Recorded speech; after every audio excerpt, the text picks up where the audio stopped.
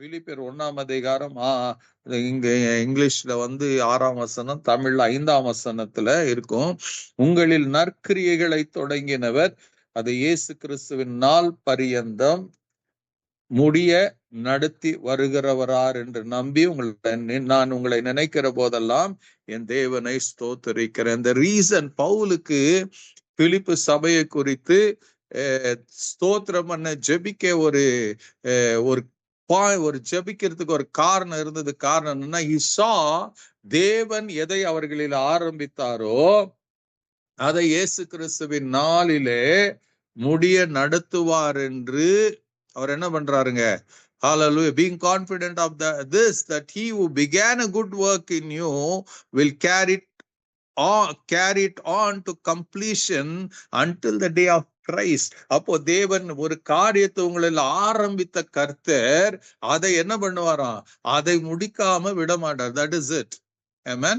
He is still working on me. என்னில இன்னும் என்ன பண்றாருங்க? கிரியை செய்து கொண்டிருக்கிறார். இந்த நாள்ல நீங்க இந்த சத்தத்தை நீங்க கேட்கிறீங்கன்னா, நீங்க இந்த காலையில படுக்கையில இருந்து நீங்க எழுந்து இருக்கிறீங்கன்னா, நீங்க இந்த நாள்ல ரொட்டீனா நீங்க செய்ய வேண்டிய வேலைகள் எல்லாம் செய்து இந்த ஜெபித்து மறுபடியும் இந்த மாலையில இந்த ஜெபத்துல if you are being ஜெபத்துல பங்கு பெற்று if you are listening to this voice of my என் வாயிலிருந்து புறப்படுகிற வார்த்தையை நீங்க கேட்டுக்கொண்டு இருப்பீங்கன்னா, அது காரணம் என்னன்னா, கர்த்தர் உங்களில ஏதோ ஒரு நற்கிரியை ஆரம்பித்து இருக்கிறாரு. அது இன்னும் முடியல. He is in the process of completing what he has started. உங்களுக்குள்ள இருக்கிற நற்கிரியைகள் it was not started by your own. நீங்க செய்யணும்னு ஆரம்பிக்கல உங்களுக்குள்ள. ஏன்னா பைபிள் சொல்லுது, நமக்குள்ள நம்ம பிறந்தது முதல் அந்த மாதிரி எண்ணமே கிடையாது நமக்குள்ள. பைபிள் சொல்லுது, நம்ம தேவன் ஆதியில நோவாகிட்ட சொல்லுவார், மனுஷனுடைய இருதயம் சிறு வயது தொடங்கி அவன் எப்படி இருக்குது? பொல்லாததா இருக்கிறதா. அவன் மனசுல எப்படி இருக்குதுங்க? he doesn't have time to think good things. அவன் மனசு எப்போதும் பொல்லாததையே நினைத்து பொல்லாததையே செய்ய அவன் எத்தனித்து கொண்டிருக்கிறானா.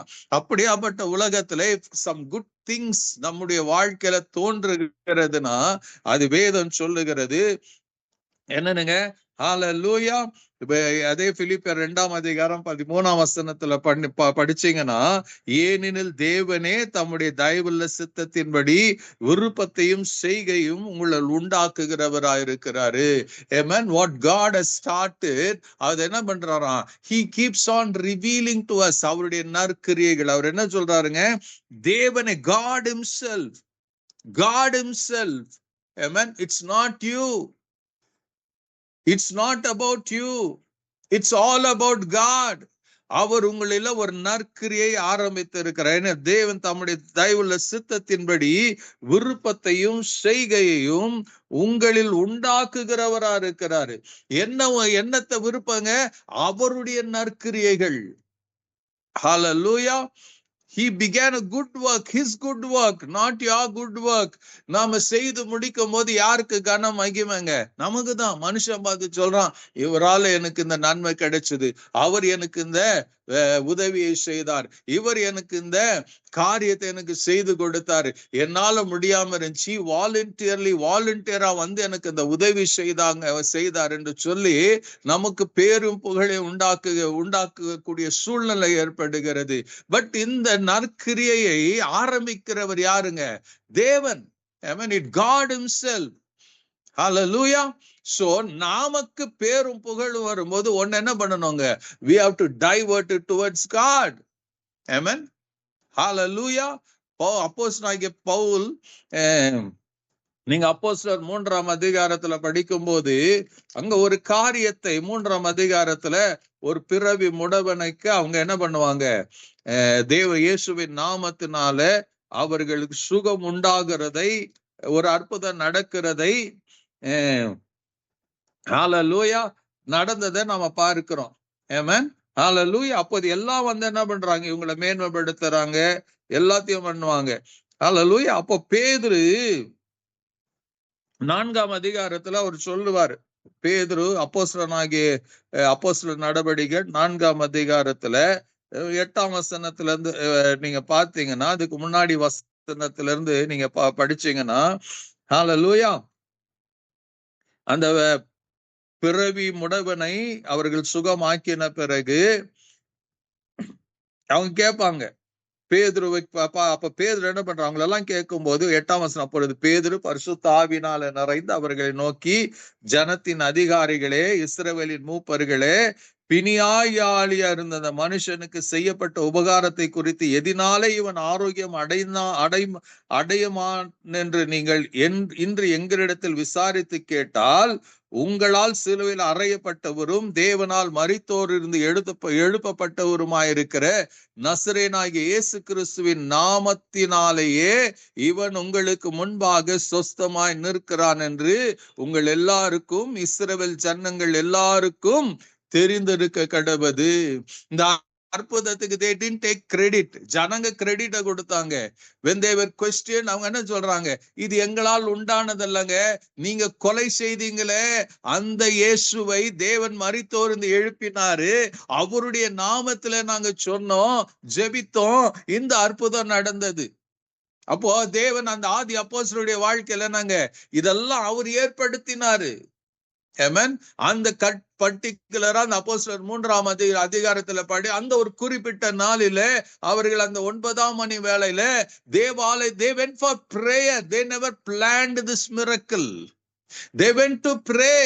ஜெபம் பண்ண போகிற வழியில God இது ஆரம்பித்திருந்தார். He wanted to அந்த முடவனுக்கு சுகத்தை கொடுக்கணும்னு அவர் தீர்மானித்திருந்தார். அந்த இன்ஸ்பிரேஷன் அவர்களுக்குள்ள பிலிப்பியர் 2ஆம் அதிகாரத்துல நம்ம 13ஆம் வசனத்துல படிச்சபடி அவரே என்ன பண்றாருங்க, இதெல்லாம் ஆரம்பிக்கிறவரா இருக்கிறார் என்று நம்ம வாசிச்சோம். For it is God who works in you to will and to act in order to fulfill his good purpose. அவருடைய பர்பஸ் நிறைவேற்றுகிறதற்கு என்ன பண்றாருங்க, அன்னைக்கு பேதுருவை யோவானையும் தேவன் அவருடைய எண்ணங்களை அவர்களுக்குள்ள வைத்தார். they begin to act and do. அவ்வளவுதாங்க. ஹல்லேலூயா. அதனாலதான் நான் சொன்னேன், God is still working on me. எனக்குள்ள இன்னும் he has not அவரு ஆரம்பித்த வேலை இன்னும் என் வாழ்க்கையில முடியல. அப்போ இந்த சத்தத்தை கேட்கிற ஒவ்வொருவருடைய வாழ்க்கையிலும் தெரிஞ்சுக்கங்க, உங்களில் தேவன் ஒரு நற்கிரிகள் ஆரம்பித்திருக்கிறாரு. அது கிறிஸ்துவின் நாளில தான் முடிய பண்ணுவாரு. ஹல்லேலூயா. அந்த நற்கிரிகளை செய்யணும்னு கர்த்தர் விரும்புறாரு. அதை உங்களுக்குள்ள உருவாக்கி கொண்டிருக்கிறாரு. ஹல்லேலூயா. கொஞ்சம் if you are going to give some attention to God, then you will begin to see the work, the move of God, the work of God உங்க வாழ்க்கையில நடக்கிறத நீங்க பார்க்கலாம். ஹல்லேலூயா. நீங்க ரூத்துடைய வாழ்க்கையை படிச்சீங்கன்னா, ரூத்தின் புஸ்தகத்தை படிக்கும் போது அவர் ஒரு மோவாபிய ஸ்திரீ, அவர் ஒரு சபிக்கப்பட்ட வம்சத்திலிருந்து வந்தவள். ஆமென். பைபிள் சொல்ல அந்த மோவாபியர் 10ஆம் தலைமுறை மட்டும் they cannot enter into the God's kingdom or God's temple. தேவனுடைய ராஜ்யத்துக்குள்ள வர முடியாதுன்னு ஒரு சாபம் இருந்தது. பட் முதல் முறையா இந்த மோவாபிய ஸ்திரீயாகிய இந்த ரூத்தின் வழியாக God created something. அது அன்னாளுக்கு ரூத்துக்கு தெரியாது. ஹல்லேலூயா. கல்யாணம் ஆகுது, புருஷன் இறந்து போகிறான், everything our life ஷேட்டர் ஆயிடுது. யோசிச்சு பாருங்க. எல்லா நம்பிக்கை, ஆசை, பாசை எல்லாம் உடைஞ்சு போகுது. அந்த நேரத்துல நகோமி சொல்றாங்க, ரெண்டு மருமகளை பார்த்து நீங்க உங்க வீட்டுக்கு போங்க, அங்க ஒரு பையனை பார்த்து கல்யாணம் பண்ணிக்கங்கன்னு சொல்லும் போது ரூத் ஒரு காரியத்தை சொல்லுவா. நீங்க 1ஆம் அதிகாரம் ரூத்தின் புஸ்தகம் 1ஆம் அதிகாரத்துல பார்க்கும் போது நகோமி சொல்றதுக்கு அதுக்கு அண்ணால் சொல்லுகிற காரியத்தை நீங்க 15ஆம் வசனத்துல பார்க்கும்போது, அப்பொழுது அவள், இதோ உன் சகோதரி தன் ஜனத்தாரிடத்திற்கும் தன் தேவனிடத்திற்கும் திரும்பி போய்விட்டாளே, நீயும் உன் சகோதரியின் பின்ன திரும்பி போய் என்றால், அதற்கு ரூத், நான் உம்மை விட்டு பின்பற்றாமல் உம்மை விட்டு திரும்பி போவதை குறித்து என்னோட பேச வேண்டாம். நீர் போகும் இடத்திற்கு நானும் வருவேன், நீ தங்கும் இடத்துல நானும் தங்குவேன். உம்முடைய ஜனம் என்னுடைய ஜனம், உம்முடைய தேவன் என்னுடைய தேவன். நீ மரணம் அடைய இடத்தில் நானும் மரணம் அடைவேன், அங்கே அடக்கம் பண்ணப்படுவேன். மரணமே அல்லாமல் வேறொன்றும் உம்மை விட்டு என்னை பிரித்தால் கர்த்தர் அதுக்கு சரியாகவும் அதற்கு அதிகமாகவும் எனக்கு செய்ய கடவர் என்றார். What an amazing statement. ஹல்லேலூயா. பாருங்க, எங்கேயோ இருந்த ஒரு மோவாபிய ஸ்திரீ அந்த 10 தலைமுறைக்கு அப்புறம் இப்ப ஆண்டவர் தெரிந்து கொள்ளுகிறார். அவ எதுக்கு தெரிந்து கொள்ளுகிறாங்க? அவருடைய சித்தத்தை நிறைவேற்றணும். ஆமென். ஹல்லேலூயா. why was ரூத் தெரிந்து கொள்ளப்பட்டார்? அவருடைய காரியத்தை பார்க்கும்போது when you read, நீங்க அந்த கடைசி 4ஆம் அதிகாரத்துல படிக்கும் போது ஹல்லேலூயா, நகோமிக்கு என்ன பண்றா? போவாஸ் மூலமா ஒரு பிள்ளை பெற்று எடுக்கிறா. அதற்கு ஹல்லேலூயா ஓபேத் என்று பெயரிட்டார்கள். அவன் தாவீதின் தகப்பனாகி ஈசாயின் தகப்பன். ஆமென். ஹல்லேலூயா. So just imagine பண்ணுங்க, ரூத் became இயேசுடைய பிறப்பின் பட்டியலில வரக்கூடிய ஒரு பேராக எஸ்ஸுடைய பேர், ரூத்துடைய பேர் வந்துருச்சு. That was the pre-plan, pre-destiny of God. ரூத்துக்குள்ள அதை ஆரம்பிச்சது ரூத்துக்கு தெரியாது. இன்னைக்கு ஒரு காரியத்தை தெரிஞ்சுக்கங்க, ரூத்துக்குள்ள தேவன் ஆரம்பிச்சது அவளுக்கு தெரியாது. இன்னைக்கு உங்களுக்குள்ள கர்த்தர் ஆரம்பிச்சிருக்கிறது உங்களுக்கே தெரியாது. But if you let God have his way, he will slowly ஒவ்வொரு நாளும் ஒவ்வொரு படிப்படியா என்ன பண்ணுவாரு? அவருடைய சித்தத்துக்கு நேராக நடத்துவார். You will be doing his work beautiful on this earth.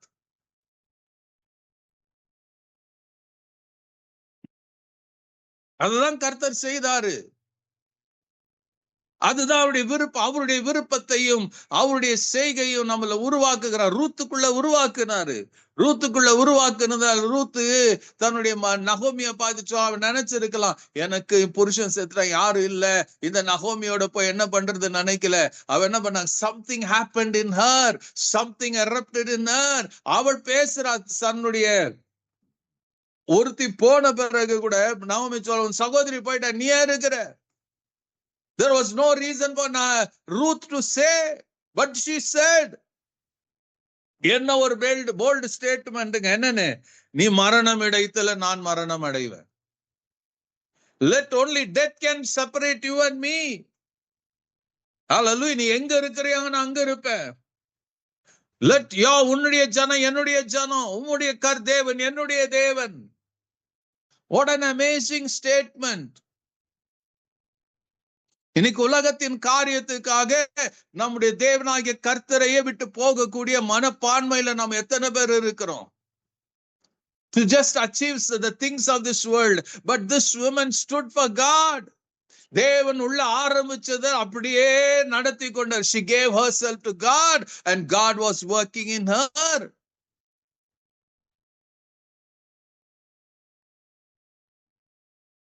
ரூத்துக்குள்ள செய்தவர் உங்களை கொண்டு செய்ய மாட்டாரா?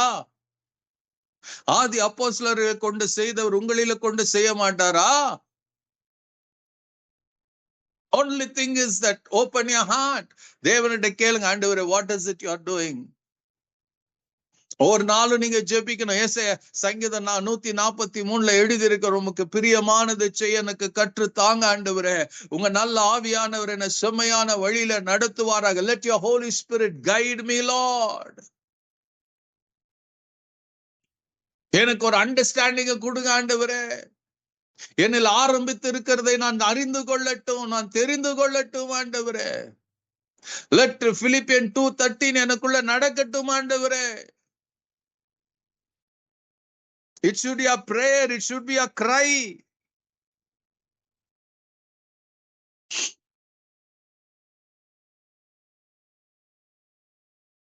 இன்னைக்கு பிசாசு என்ன பண்ணிட்டாங்க? இன்னைக்கு டுடே உலகமும் மாமிசமும் பிசாசு என்ன பண்ணதுங்க?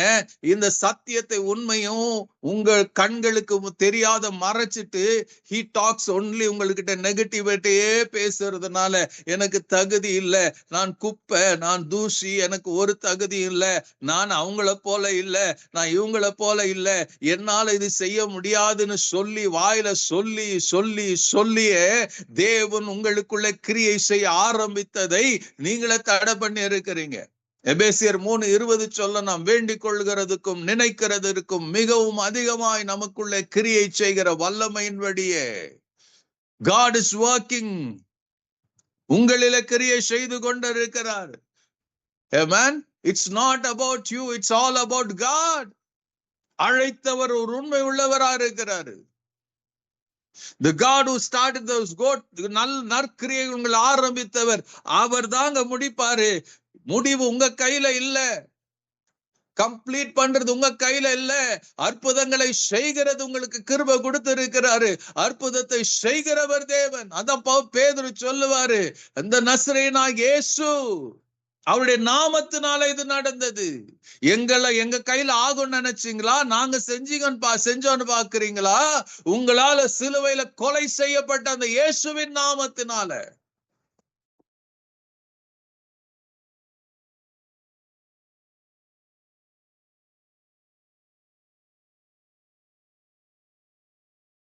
ஒரே ஒரு காரியம் இந்த இரவுல I just want to emphasize,